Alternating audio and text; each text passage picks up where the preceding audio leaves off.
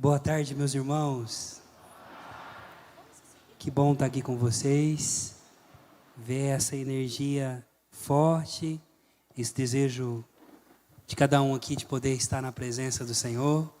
Quero também dar as boas-vindas para quem está chegando agora pelo nosso canal do YouTube, na Aliança de Misericórdia.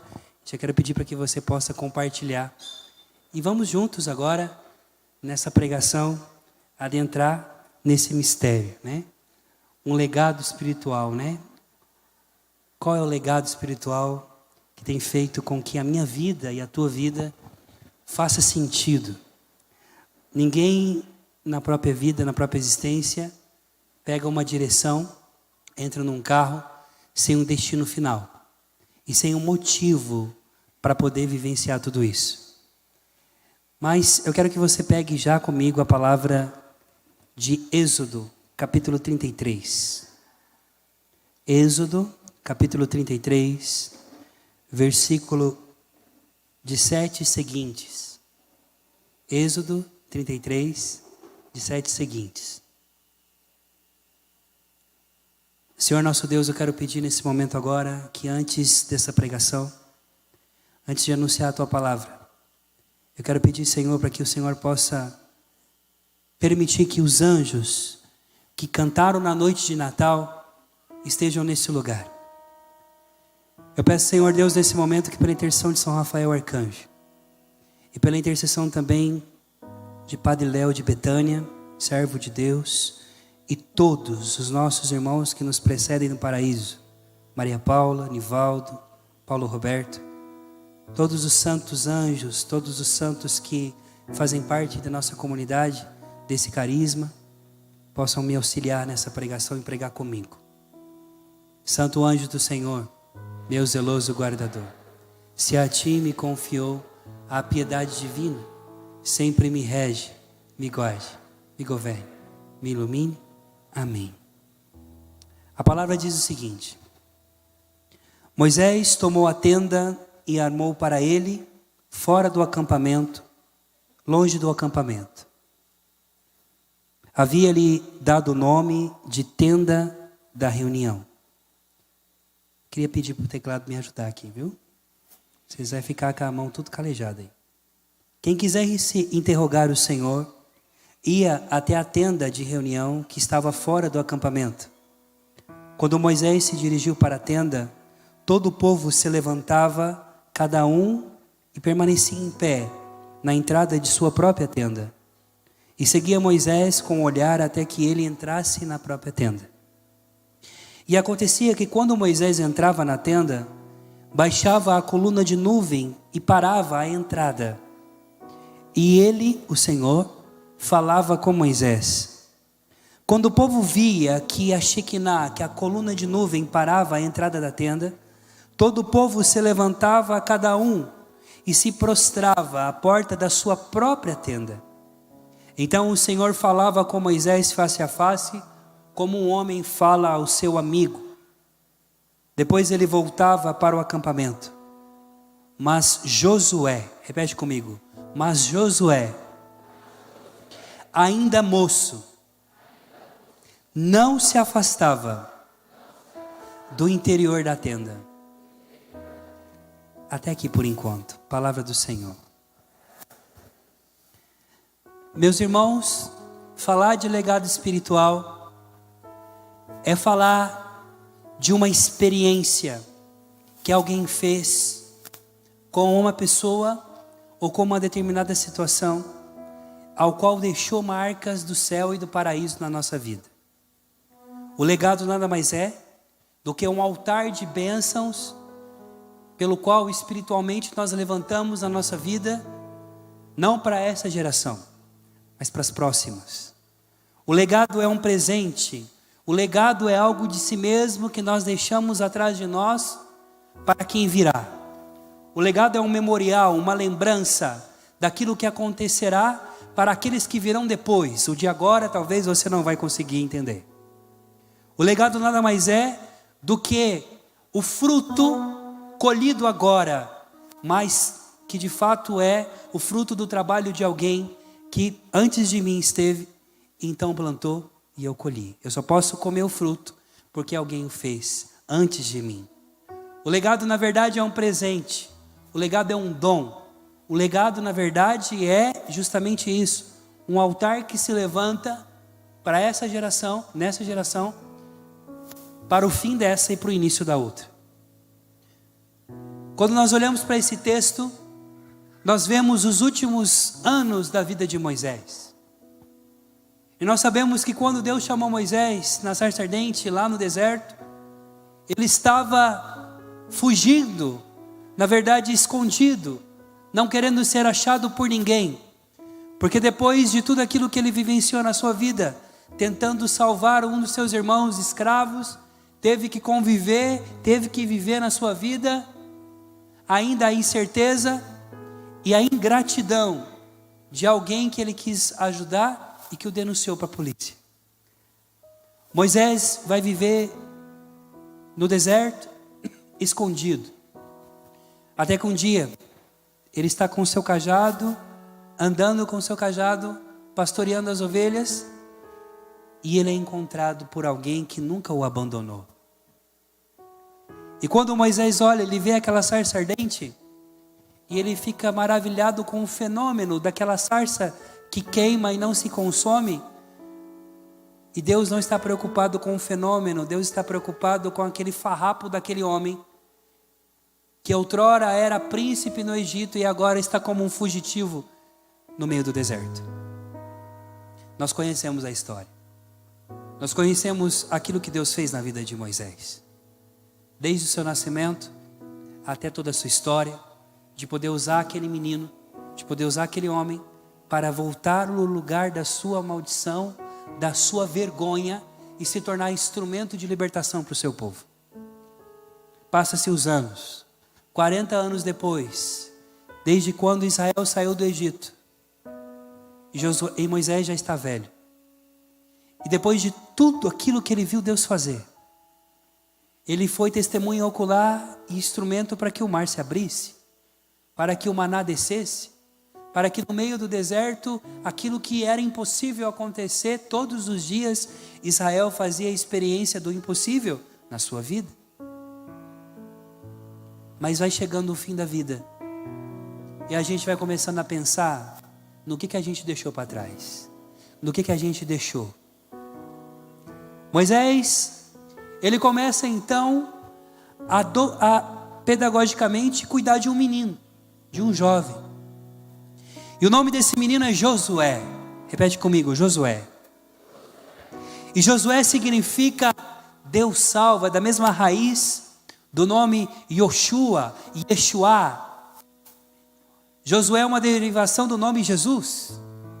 Então, Yoshua, que assim pelo seu próprio nome, significa Deus é meu Salvador, Deus é minha salvação, vai aprender com aquele velho, vai aprender com aquele senhor de muitos anos, chamado Moisés, que com as marcas da vida já estampada no seu rosto, ele vai aprender sobre como ter intimidade com Deus, ele vai aprender como vencer batalhas, ele vai aprender como poder adentrar na presença, na nuvem do Senhor.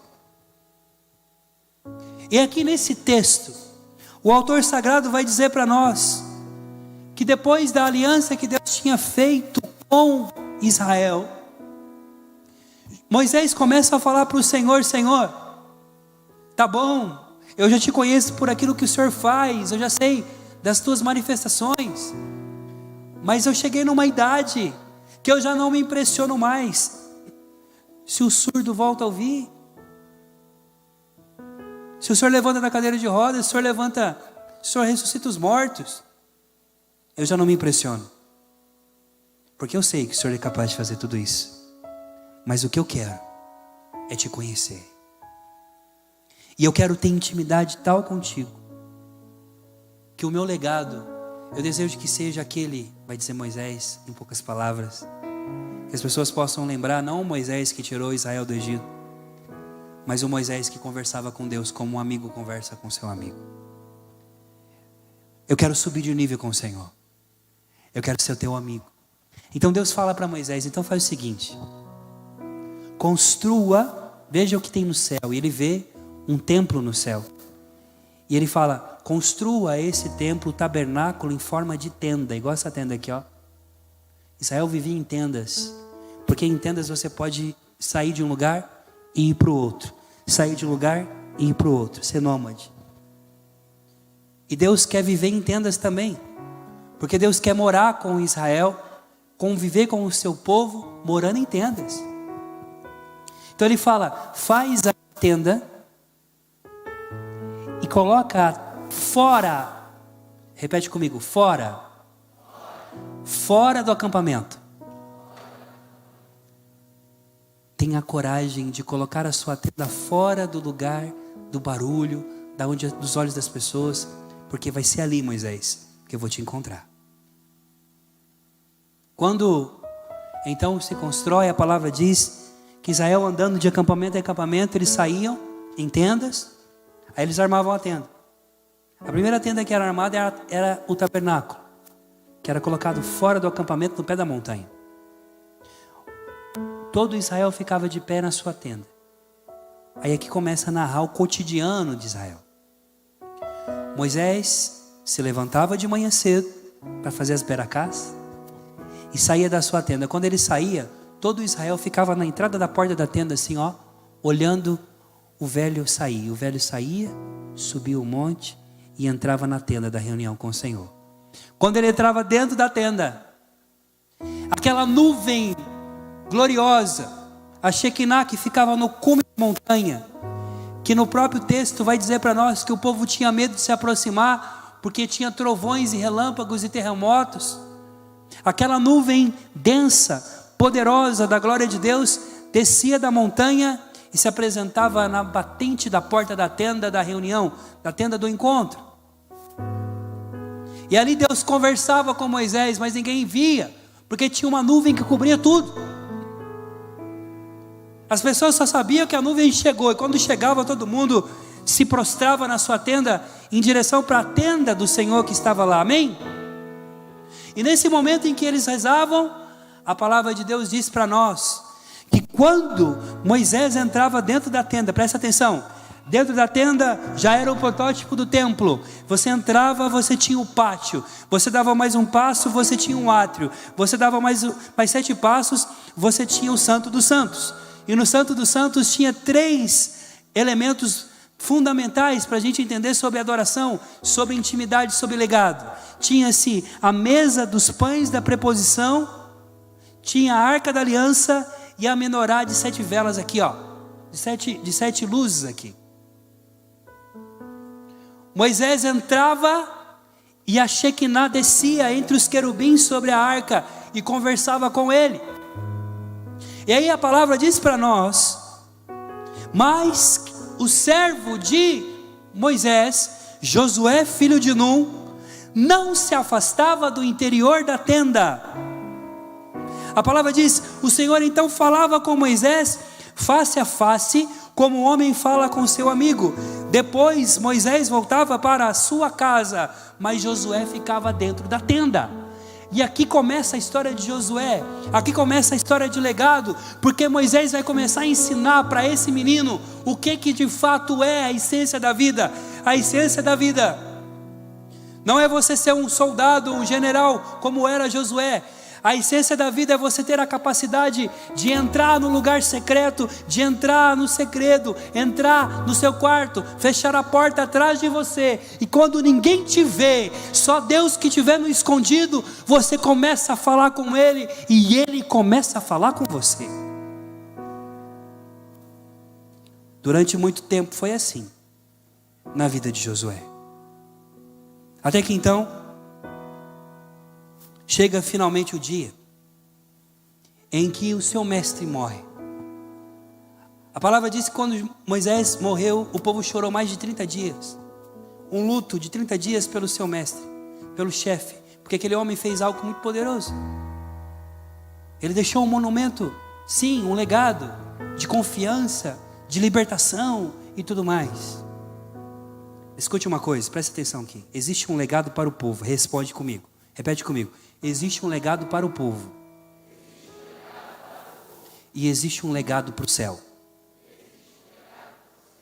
Repete. Um legado para o povo e um legado para o céu. O legado que Moisés deixou para o povo foi o libertador, o legislador, aquele que libertou Israel do Egito e tudo mais. O legado que Moisés deixou para o céu foi aquele que foi amigo de Deus e conversava com Deus face a face. Tem gente preocupada em deixar legado na terra. Deixa eu dizer uma coisa para você. Se Deus colocou algo no teu coração, jovem, faça isso ser gestado no céu. Se você quer fazer um evento, se você quer fazer uma missão, faça isso acontecer primeiro no céu. Porque se nascer no céu, vai nascer na terra. Agora, se você fizer nascer na terra, não vai nascer no céu.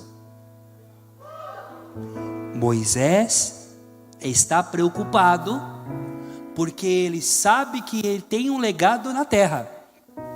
Mas agora ele quer falar para Deus: olha, eu tenho um legado.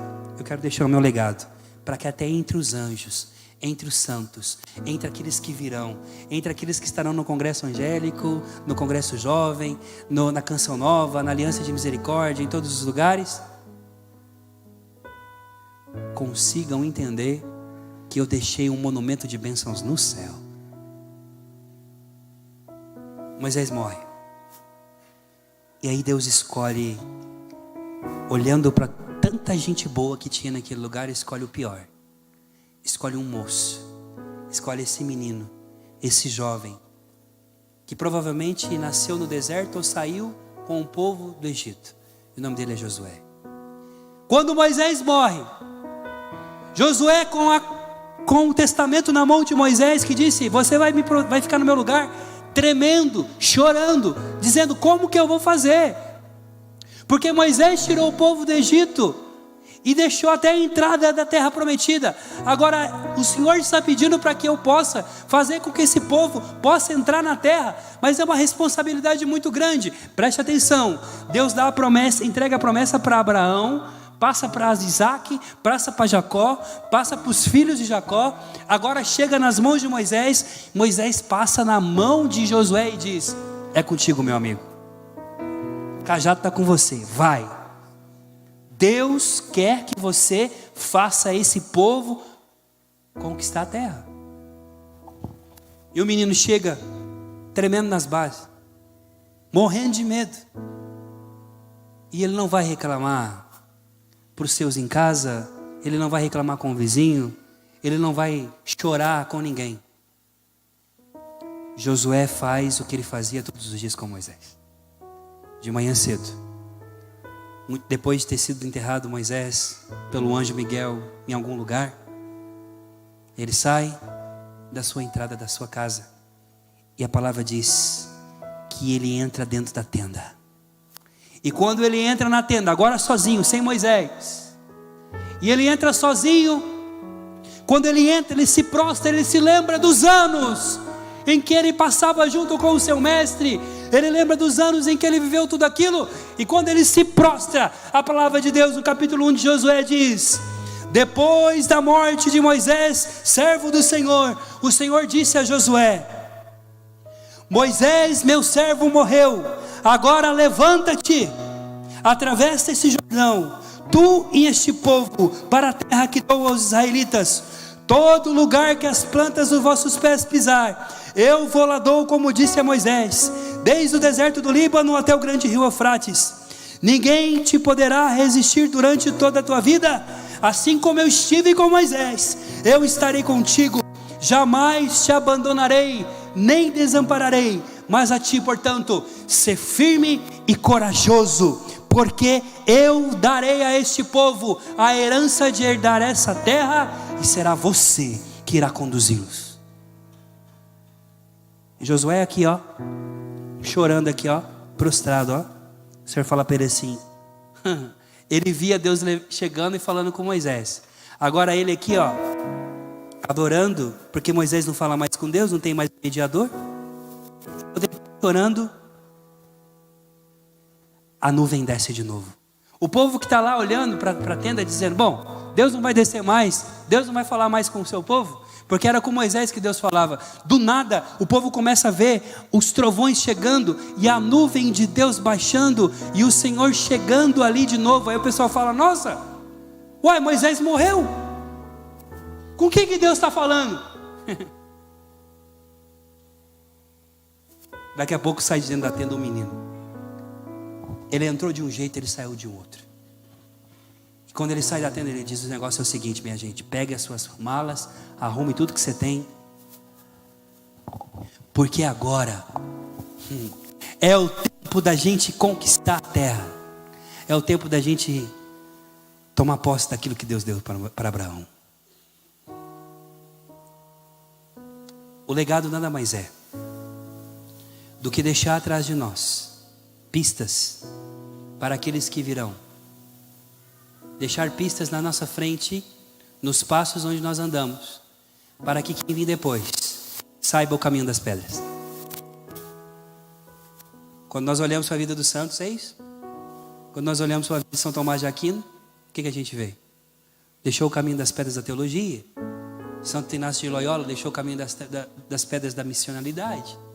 E os santos foram deixando legados na nossa vida.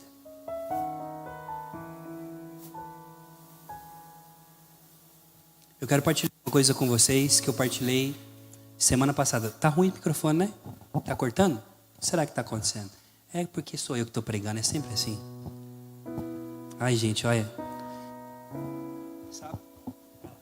Tá vendo? Sábado fui pregar, estava pregando aqui, mas um dia antes estava na Canção Nova pregando no acampamento de Betânia. Tudo normal, tudo certo, tudo de boa. A Rafainha pegou o microfone, caiu a transmissão, caiu o YouTube, caiu tudo, não transmitiu nada da minha pregação. Eu falei: tá bom, Senhor, eu estou entendendo o que o Senhor está querendo dizer para mim, eu tenho que ficar mesmo dentro da tenda. Mas eu quero dizer para você uma coisa: se você e eu, se nós não entendemos que o nosso lugar é dentro da tenda, que o nosso lugar é dentro de Deus, que o nosso lugar é dentro do lugar secreto, não vai adiantar nada a gente ficar fazendo coisas exteriores, porque vai ser legado que passa. Se você quer eternizar o teu legado, comece a construir pedras e altares no céu. Jesus já falou para nós sobre isso. Não construam riquezas nesse mundo, mas comecem a construir riquezas do céu, aonde a traça não corrói. Comece a gestar os sonhos que Deus colocou na sua vida. Esses dias para trás, há muito tempo atrás, na verdade foi em 2008, quando os doidos dos meus superiores da comunidade me mandaram para Portugal com 22 anos de idade para fundar a missão junto com os outros mais doidos que eu ainda, que eram os meninos, os meus irmãos. E aí, de lá, fiquei 15 anos, como vocês já sabem. Eu lembro uma vez que eu estava em Fátima, rezando, pedindo a Deus pelo meu futuro, falando o que eu vou deixar para minha geração.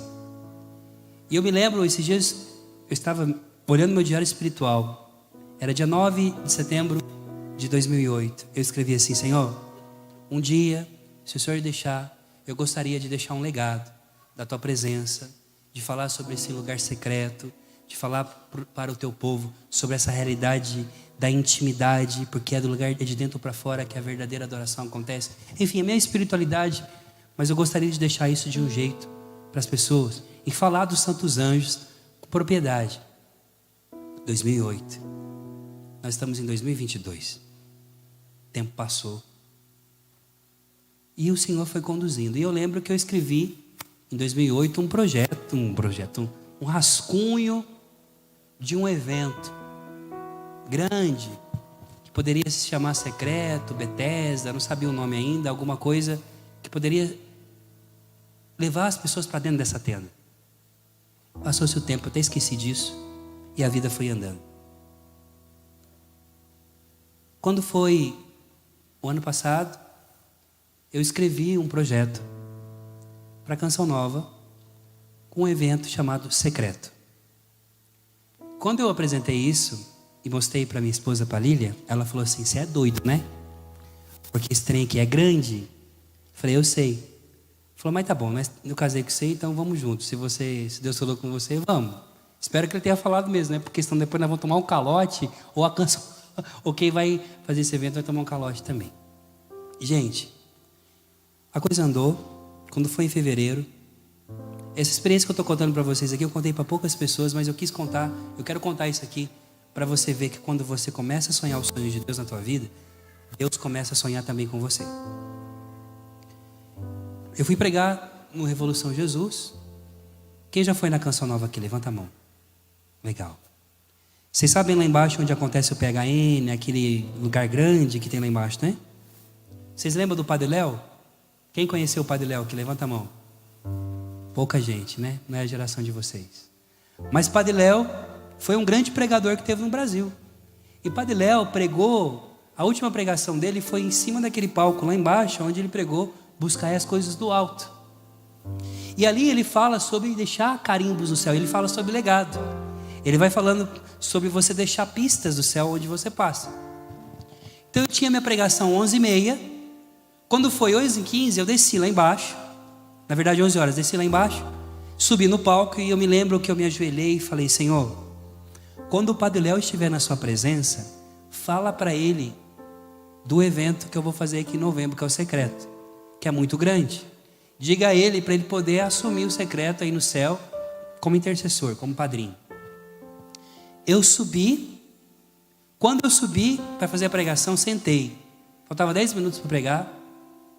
Um padre da comunidade de Betânia, filho do Padre Léo, estava lá sentado. Eu não conhecia o Padre Léo, então pegou e me deu uma relíquia do Padre Léo. Ele falou: olha, isso aqui é uma relíquia do Padre Léo para você. Gente, 15 minutos depois que eu rezei, sem ninguém me escutar. Isso é uma relíquia do Padre Léo para você, porque o Padre Léo está em processo de beatificação. Ele é servo de Deus.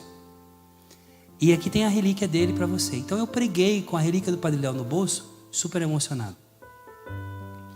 Depois que eu terminei a pregação, passou o tempo, acabou tudo.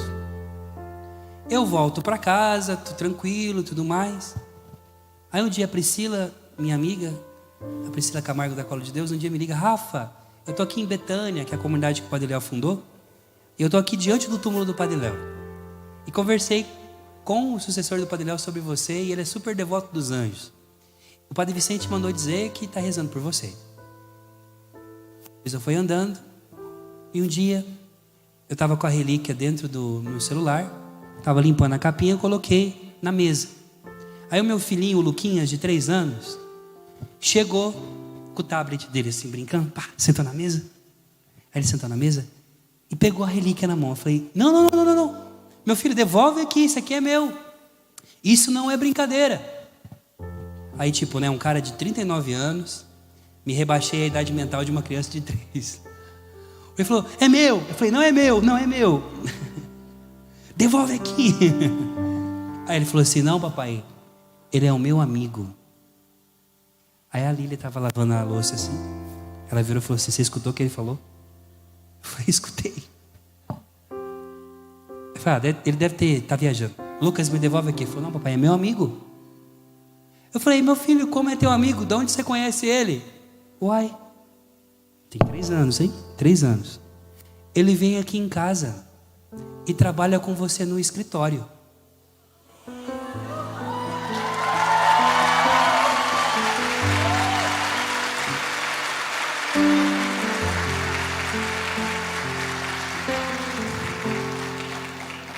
Trabalhar para o Luquinhas no escritório é fazer as lives que eu faço todos os dias, né? Que vocês já me acompanham.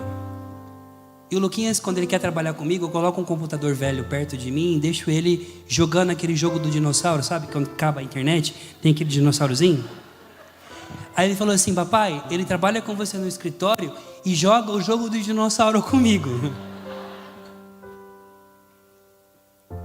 A gente ficou em choque em casa. Silêncio assim, fomos dormir em silêncio, eu e a Lília. A coisa foi andando, minha gente. E aí essa experiência foi, a gente contou para os padres de Betânia. O Padre Léo está em processo de beatificação. E uma das coisas do processo de beatificação do padre, que é muito interessante, é que o padre aparece para as pessoas, sobretudo para crianças, quando ele quer se manifestar de uma forma assim, que ele está intercedendo para aquela família. Então eles falaram: nossa, o que está acontecendo com o Luquinhas é o que está acontecendo com mais de 2.000 casos que a gente tem aqui. Mas o Luquinhas é muito específico. Passa o seu tempo. Eu estou em casa, comendo assim, eu senti, falei: Lília, o Padre Léo foi um grande pregador, sempre foi assim, um dos modelos, os modelos de pregadores que eu tenho na minha vida é Padre Henrique, meu fundador, Padre Léo e Padre Jonas, pelo jeito como eles pregam, pela profundidade que o Padre Henrique tem, pelo modo simples que o Léo tinha e pela profecia do Padre Jonas. São 3 pessoas assim. E aí começou a sentir algo assim, sabe? Santo Efraim Sírio fala que Deus começa a tocar a harpa da tua alma e você começa a perceber o movimento do céu. Eu falei, nossa, cara, vai ter o acampamento de Betânia, que é o acampamento que o Padre Léo pregava na Canção Nova. Se eu pudesse, eu ia para participar. Falei assim. Aí beleza, passou esses dias, me liga o Padre Ellington, a pedido do Padre Vicente, sucessor do Padre Léo. Ele disse assim, olha, Rafael, o Padre Vicente veio aqui esses dias tomar um chimarrão aqui em casa. E aí ele disse para mim assim, olha, eu gostei demais daquele menino, do Rafael, da experiência que ele está fazendo com o Léo, e eu tenho certeza que o Léo está intercedendo pela família dele, pela comunidade dele. Então eu teria a minha pregação no acampamento agora, mas eu senti que é para o Rafael fazer no meu lugar. Diga para ele que eu vou renunciar à minha pregação, e se ele puder, eu gostaria que ele pregasse, que era a pregação que o Léo ia fazer. Quando foi esse final de semana, eu estive na Canção Nova, muito emocionado, pregando no acampamento do padre, e o Padre Léo falava sobre esse carimbo, eu preguei sobre o perfume do céu. Quando foi esses dias, eu falei para Lilian, o secreto, o nosso evento na Canção Nova, né? Eu pedi para que o Padre Léo pudesse assumir como padrinho, e de fato no secreto, que vai ser dos dias 25 a 27 de novembro, nós vamos ter uma presença do Padre Léo. O Padre Léo, quando morreu, ele vestia aquela escrésima dele, né? Era o crésima, depois também a calça jeans dele, depois colocava a túnica, colocaram a túnica, a estola e a casula dele. Quando exumaram o corpo do Padre Léo, só estavam os ossos e as roupas de baixo tinham se consumido tudo. Mas a casula, a estola e a túnica estão intactas. Então o Padre Vicente falou, olha, o Léo ele quer estar no teu evento. Então a gente vai levar essa urna com a relíquia do Padre Léo e também a urna onde ficaram os ossos dele para estar no teu evento, no lugar onde ele pregou. E no lugar onde eu rezei, vai estar as relíquias do Padre Léo, porque ainda o Padre Léo continua pregando, porque ele deixou um legado de pregador para nós.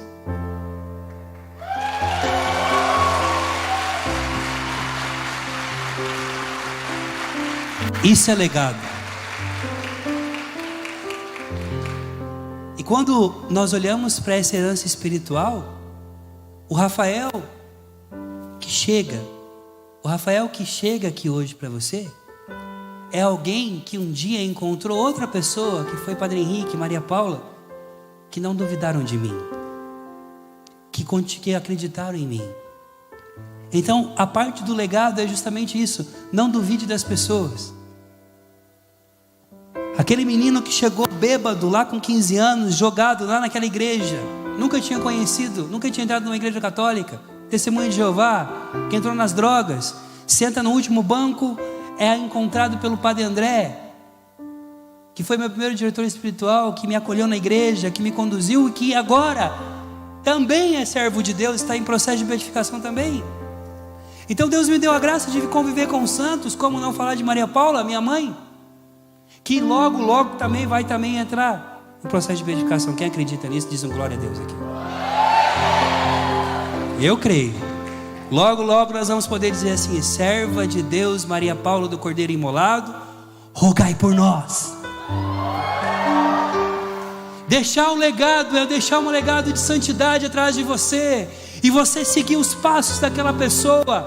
Mas a um determinado momento que você tem aquela pessoa como modelo, Deus te dá a graça de poder entender que muito mais do que isso, Ele quer que você também seja um manancial de bênçãos.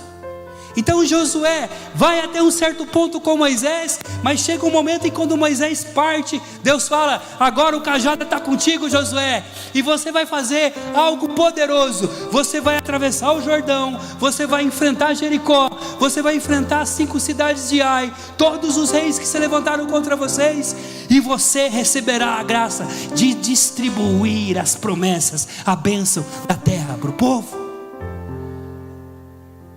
E ele se levanta trêmulo com as suas pernas, porque ele é um menino ainda, ele é um jovem como você, ele ainda não entende muitas coisas, mas Deus diz: não importa, eu estarei contigo, se você for, eu irei contigo aonde for, eu estarei com você, como eu estive com Moisés.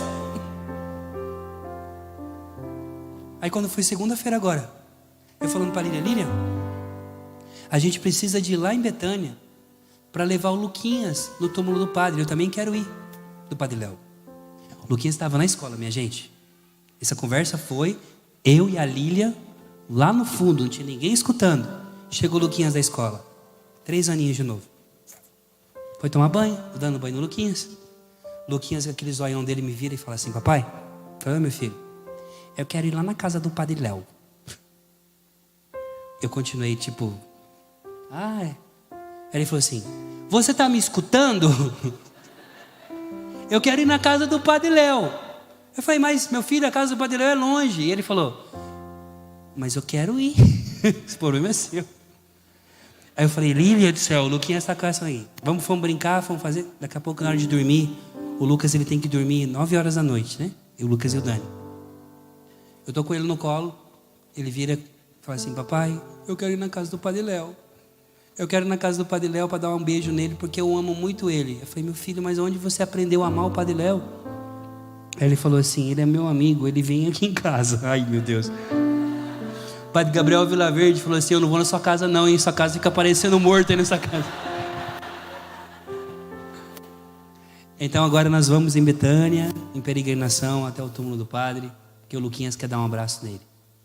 E aí, dentro disso tudo, a gente vê que o céu assume tudo, né? E a gente